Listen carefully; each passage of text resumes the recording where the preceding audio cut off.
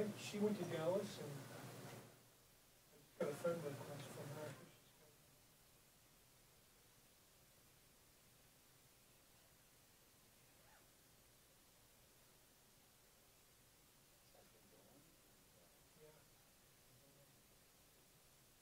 Sullivan is Sullivan. Yeah.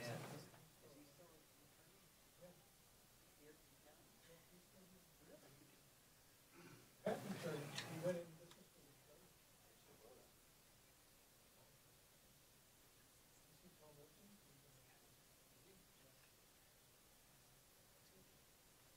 Remember he got into like insurance? And he was out on the west side. Man, I haven't heard from him in about 10 years. I don't know if he's been.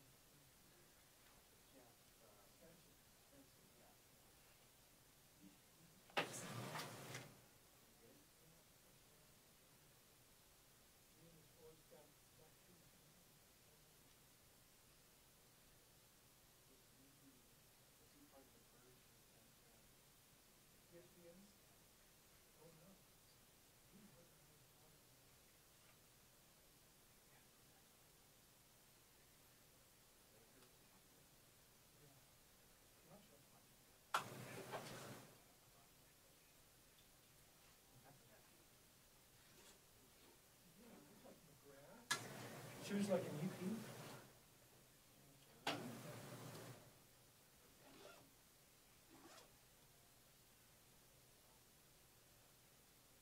Oh, that's Jim Miller. The party that was here was on Arizona. He also retired from Chicago. That's why all these things are different.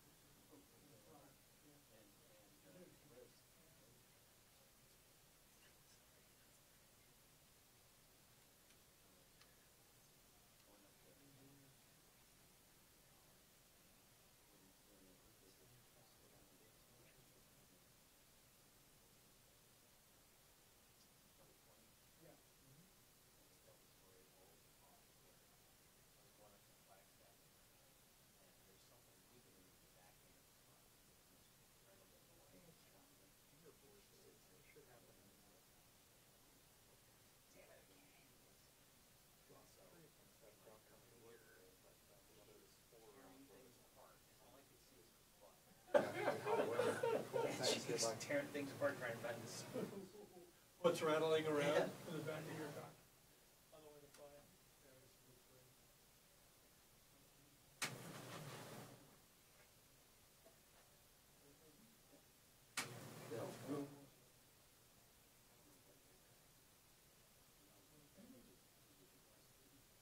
You found work, you know, in retail.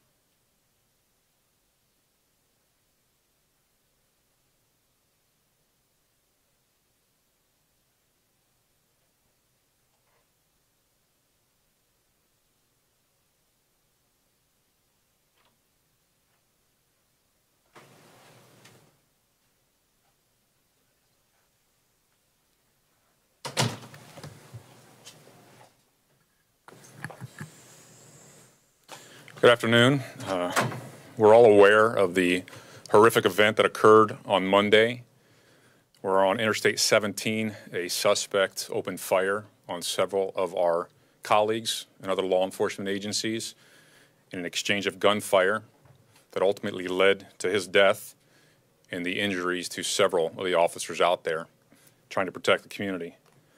On Tuesday morning, I received a call advising me that the firearm that was used at the time of that shooting, as well as one additional firearm in the vehicle, were both firearms that were recovered that were stolen from the Maricopa County Sheriff's Office. Immediately, I communicated with my colleagues, the Phoenix Police Department, the Mesa Police Department, and the Department of Public Safety, speaking with the chiefs and the colonel to first and foremost express my disappointment that any piece of equipment coming from this office would have jeopardized the safety of any law enforcement officer or member of our community. I also committed to open the doors of this office to ensure that a thorough investigation is conducted relative to how this individual came in possession of those weapons. We will work with ATF and the Phoenix Police Department, who are leading the investigation, to ensure that all the facts are determined and we understand how this occurred. But we do have information specific to these weapons regarding when they went missing from this office. And I want to start by saying that it was due to the initiation of employees in the organization who were assigned to the firearms detail, who recognized that the practices within the organization of how we issued, tracked, and recovered weapons was unacceptable. In late 2014-2015, the Firearms Division, working with Training Academy and Property and Evidence, initiated an audit to account for all the weapons in the organization. That investigation and that audit went on for the better part of a year, concluding in 2017, when I had taken this office. Upon taking this office, we forwarded a report to ATF listing 29 weapons that were unaccounted for and believed to be stolen from this office.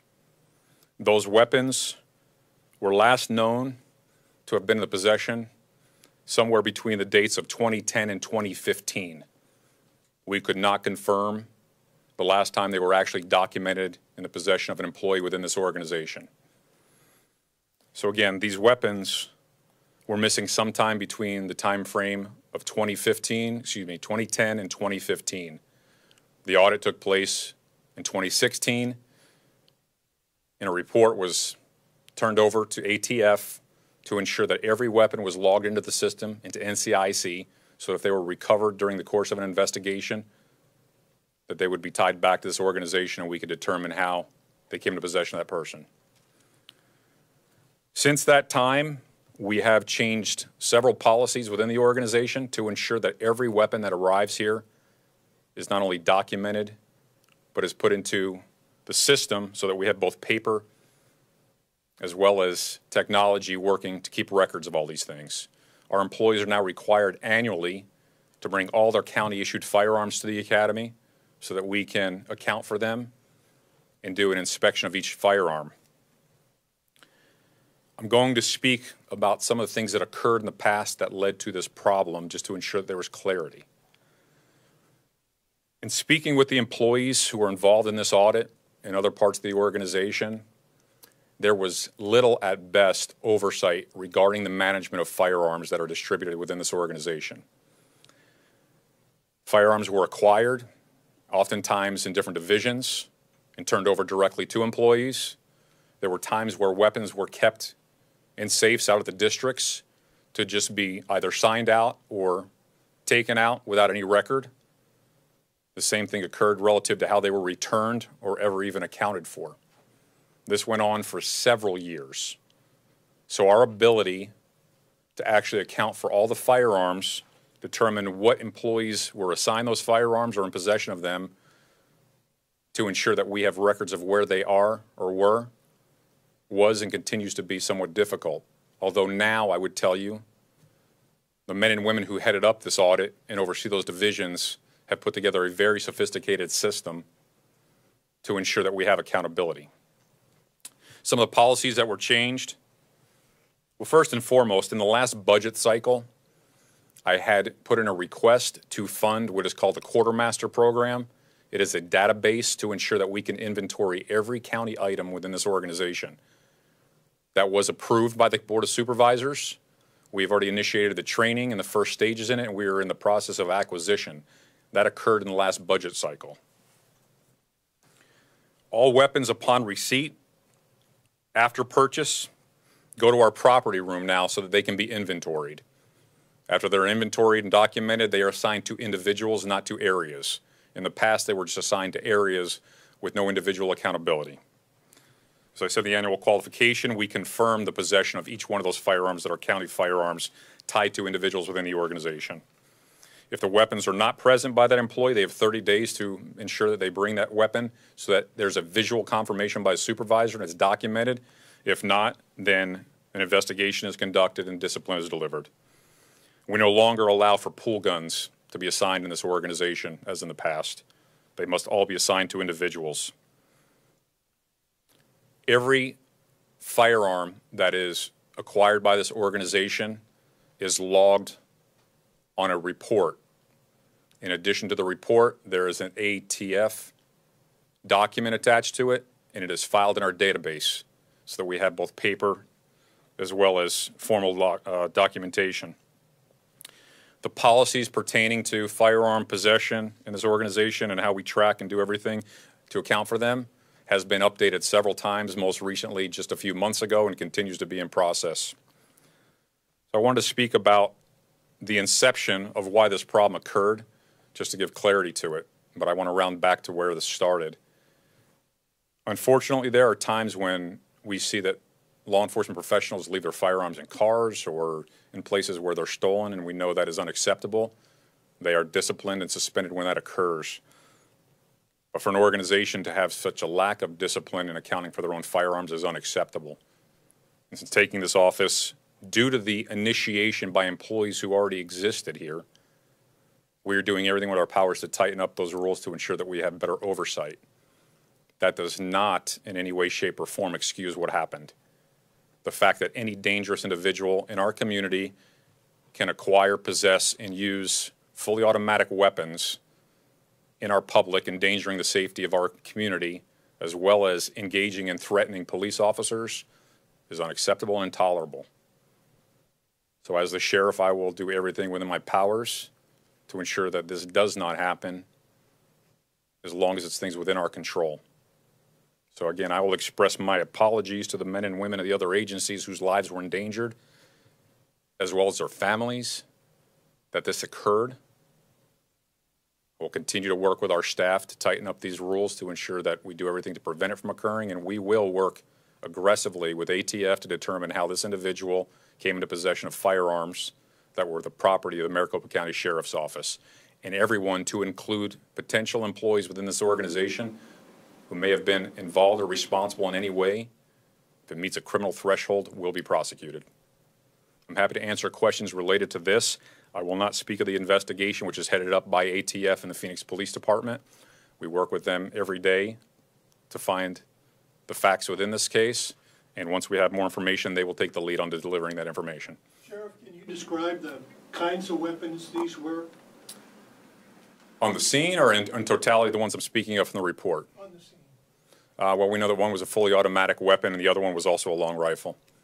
Sheriff Penzone, you said that you learned about this situation involving this specific case on Tuesday, but you called this press conference here today. At what point were you planning on notifying the public? Did you decide to call this press conference today because ABC 15 was asking questions about this issue? We say notifying the public in what context? In terms of holding a press conference, letting people know that the guns that were used in this incident were stolen from MCSO. I worked with those other agencies who are leading the investigation, and we didn't want to divulge this information so that we wouldn't diminish any potential leads. Knowing that now it was going public, we want to make sure there was clarity. But ultimately, every detailed investigation could undermine our ability to recover other weapons if they're out there, or possibly identify other suspects. So we want to keep this information as confidential as possible so that we could pursue all leads in the investigation. But once it becomes public, then obviously we want to make sure there's clarity in the details. And having said that, have you determined who that weapon belongs to? And is that person still on the force here? So those weapons, as I stated, were actually tied to what we would call pull weapons. So there were a lot of individuals who had access to them, and we're going through all the records to determine everyone and anyone who might have utilized them at any point if there is a record regarding a qualification or a sign-out form. Sheriff, to be clear, these two weapons were part of the group of 29 that were unaccounted for? Correct. So that means there's 27 still at large? Correct. What types of weapons are those? They're going to be long rifles and handguns. Any more fully automatic weapons? Yes, sir. How many? I don't know the exact number right now, and we'll speak with ATF regarding releasing additional details if they're comfortable with it, but there will be other weapons similar to these in that cache. Did you say they were missing from 2010, sorry, between 2010 and 2015? Excuse me? These weapons were missing since like between 2010 and 2015? Correct. Okay. Did you notify ATF after you received that audit specifically? Yes, the report went to ATF in March of 2017. So that's when it was filed. They were put in NCIC. That was the completion of the investigation. And because of that report, that's how these weapons were identified and traced back to the Sheriff's Department, is that right? Correct. The serial numbers on the weapons immediately provided